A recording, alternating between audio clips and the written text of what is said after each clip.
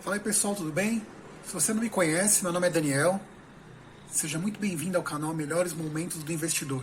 Se você ainda não é inscrito, clica no botãozinho aí embaixo, já se inscreve e aproveite nossos vídeos. Obrigado.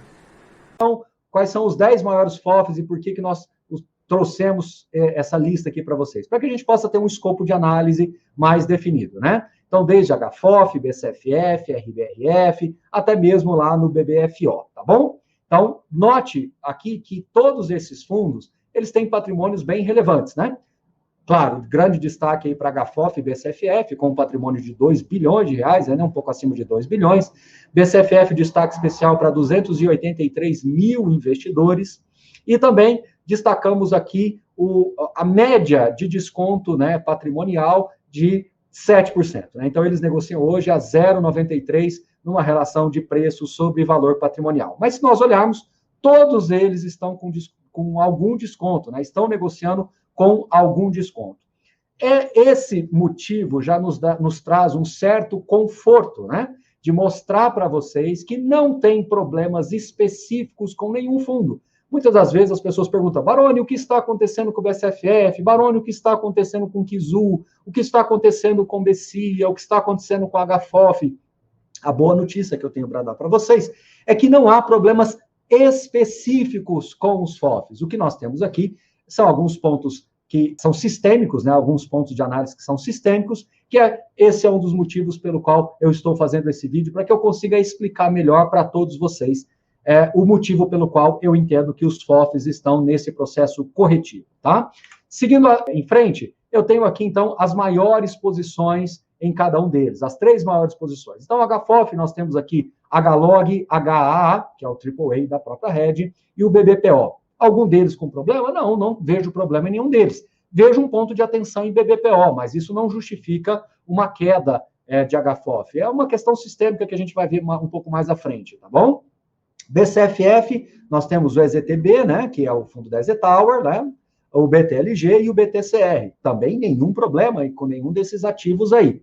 RBRF, o logístico, que é o RBRL, o TEP, que é um fundo aí de corporativo, que inclusive está fazendo aí, fez algumas aquisições recentes, algumas novas locações, e BRCR, que é um fundo corporativo aí de prédios comerciais.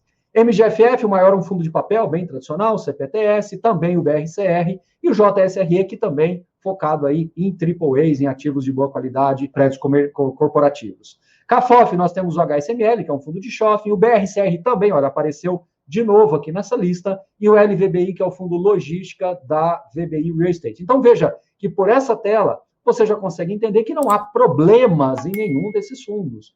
Nós temos talvez um ponto de atenção em BBPO, algum ponto de atenção em algum fundo corporativo que possa talvez ter um pouco mais pressionado, mas não são problemas com nenhum dos fundos. De novo, quero aqui tranquilizar todos vocês que se o seu fundo estiver aparecendo nessa lista, fique tranquilo, não tem problema com o fundo, tem um problema estrutural que veremos mais adiante. Kizu, nós colocamos Suno 30, apesar dele ter posições diferenciadas, mas nós colocamos Suno 30 para mostrar que a ideia do gestor é manter posições equivalentes e direcionadas ao índice Suno 30. XPSF, que é o XP Selection, que é o FOF da XP. Nós temos, então, aí CPTS também, assim como a gente teve aqui no Mogno, né? Então, com 8%, o MXRF, que também é um fundo da XP, e o XPCI também. Então, 3 fundos de papéis bem tradicionais, sem nenhum problemas específicos. BCIA, né? O BCIA foi um dos fundos que mais caiu. Se nós voltarmos aqui, você vai ver que é o maior desconto patrimonial. Recebi várias vezes o que está acontecendo com o BCIA. Na verdade, o BCIA subiu muito no passado, ele veio no processo corretivo e depois mergulhou mais do que todos os outros. Mas olha o tanto que a carteira é conservadora, né? KNCR e Canip, 2 fundos de crédito do Quineia, bastante tranquilos aí, e o próprio BRCR. Então, veja como o BRCR aparece bastante na lista dos 10 maiores FOFs do Brasil. Brasil Plural, BPFF, Canip, super tradicional, como eu falei, BRCR de novo, e o XPlog também, o fundo logística da XP. BBFO, né? Nós temos Canip, KNCR e KNI, os 3 fundos do Quineia super conservadores, e também o fundo hoje negociando com um desconto aí de 8% em relação ao seu valor patrimonial. Então, onde eu quero chegar? Não há nenhum problema com nenhum desses FOFs. Não consigo enxergar nenhum problema em relação a esses FOFs, tá bom? Vamos entrar num ponto aqui muito relevante, que é em relação ao ganho de capital. Quanto esses fundos conseguiram gerar de ganho de capital nos últimos meses? Né? Então, a HFOF conseguiu gerar 17,5%, o BCFF bastante, né? 35,5%, olha o XPSF, 38,4%, o MGFF também bastante, foi o campeão aí de ganho de capital, 38,9%. E 31,9% aqui no RBRF, 20% em KIZU, 25% em CAFOF, BBFO quase nada, BBFF 22% e BCIA 20%. Na média, dá em torno de 25% de ganho de capital. Aqui já começamos a traçar o primeiro ponto de atenção, né? Se nós olharmos mais lá para trás, 2019 até o começo de 2020, era bem comum os FOFs gerarem 40%, 45% de ganho de capital. A média era mais próximo de 40%. Agora, quando a gente olha os últimos 12 meses, você já percebe que está mais difícil gerar ganho de capital. Como eu falei, na média aqui nós temos 25%. Se está mais difícil de gerar ganho de capital, naturalmente o mercado já começa a ficar um pouco mais restritivo em relação à estratégia dos FOFs. Será que os FOFs vão continuar conseguindo a gerar tamanho vulto no ganho de capital? Fica essa interrogação. Por que eu acho que os FOFs estão sob pressão? Sendo muito franco com todos vocês, o mercado está enxergando que a estratégia de ganho de capital a porta, né, vai ficar mais estreita. E é evidente, basta olhar para a sua própria carteira. Você tem aí na sua carteira vários fundos que possivelmente estão muito próximos do seu preço médio ou sendo negociados abaixo do preço de mercado, ou seja, é bem mais difícil você conseguir fazer um giro para gerar ganho de capital. Some isso ao fato de que, no caso dos FOFs, se você gera prejuízo, você tem um duplo problema, né? Porque o prejuízo, ele não só marca para baixo, mas ele faz com que o esforço para gerar ganho de capital se torne duplamente maior. Então, sem dúvida nenhuma, esse já é o primeiro gatilho aí para mostrar para vocês que os FOFs estão nesse momento mais desafiador. Olhando para esse gráfico, aqui é um pouco difícil de vocês entenderem, alguns fundos começaram apenas ali em 2019, 2020, mas o que eu quero mostrar para vocês? Vamos dividir esse gráfico em duas partes. Essa primeira parte aqui do lado esquerdo, você vai perceber que quando o mercado está mais pujante, isso aqui é muito importante de vocês entenderem, muito importante. Quando o mercado está mais pujante, os FOFs conseguem entregar resultados acima do próprio IFIX.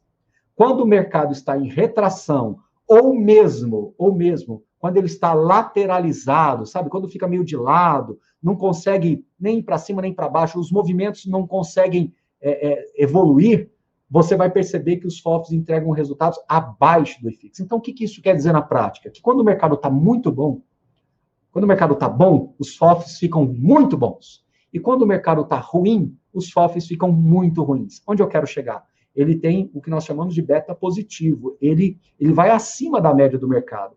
Mercado bom, ele consegue capturar ainda mais resultado. Mercado ruim, ele perde todas as suas forças, tá bom? Essa é uma leitura que eu acho que esse gráfico corrobora com tudo isso, né? Quando o IFIX fica, quando os fundos ficam, quando o mercado sobe, né, os fundos conseguem tirar resultados melhores. Então, veja que aqui na linha amarela, né, o IFIX acaba ficando aqui da parte do meio para baixo. Mas quando estamos mais aqui no fim, que o mercado já ficou mais lateralizado, o IFIX acaba se tornando o melhor de todos os investimentos. Então, é uma realidade antes e é uma realidade depois. Mercado em alta, mercado lateralizado e para baixo, né? Bom, algumas considerações finais desse vídeo. Trata-se de um problema estrutural frente à situação sanitária e econômica do nosso país, especialmente relacionado a juros e inflação. Fica evidente que nós devemos terminar o ano com juros para cima, né? Ou seja, nós vamos terminar o ano com juros entre 6,5% e 7,5%, né? Algumas pessoas já falando perto de 8%. Então, isso faz com que o mercado fique muito pressionado, aguardando esses movimentos para saber aonde os fundos imobiliários vão se acomodar, aonde os juros futuros vão se acomodar, não é? Então, vamos lembrar a todos vocês que 90% do mercado só viram movimentos de baixa de juros, né? Agora que eles começaram a ver uma onda de aumento de juros. Então, é natural que você gere esse estresse dentro do mercado. Outro ponto ainda dentro desse tema, como eu já disse, é que a maioria dos investidores fazem pequenos aportes, né? Então, nós temos, as estatísticas nos mostram aí, inclusive alguns levantamentos que foram feitos aí nessa época da tributação, né? De que 80% do mercado investe menos de 50 mil reais. Então, é o pequeno investidor, é aquele que está experimentando o mercado pela primeira vez, e ele veio para a indústria de fundos imobiliários justamente porque os juros estavam baixos, e ele foi orientado para trazer os seus investimentos. Ele talvez não tenha estudado muito a fundo, não tenha entendido qual é a mecânica de um ciclo imobiliário, e talvez possa acontecer dele vir pelo motivo errado e sair pelo motivo errado. Então, por isso que a gente faz todo esse trabalho de conscientização para mostrar que, se você opta por ter uma parcela dos seus investimentos em fundos imobiliários, você deve manter os seus investimentos, independente se o juro está subindo ou caindo, você deve sempre encontrar opções de aplicação para que você possa manter o percentual desejado dentro da estratégia de investimentos, tá bom? Então, as pessoas ainda insistem em comparar fundos imobiliários com juros, mas é uma comparação que no longo prazo já foi mostrado, nós temos colocado gráficos nos nossos relatórios, mostrando que os fundos imobiliários, considerando os aportes e considerando o reinvestimento, tem um resultado muito consistente acima de juros e acima da própria inflação. Mas num recorte de curto prazo, ainda mais dentro de um mercado formado por neófitos, né, formado por pessoas que estão começando agora na renda variável, dentro da indústria de FIIs, faz com que você tenha essa pressão toda, tá bom?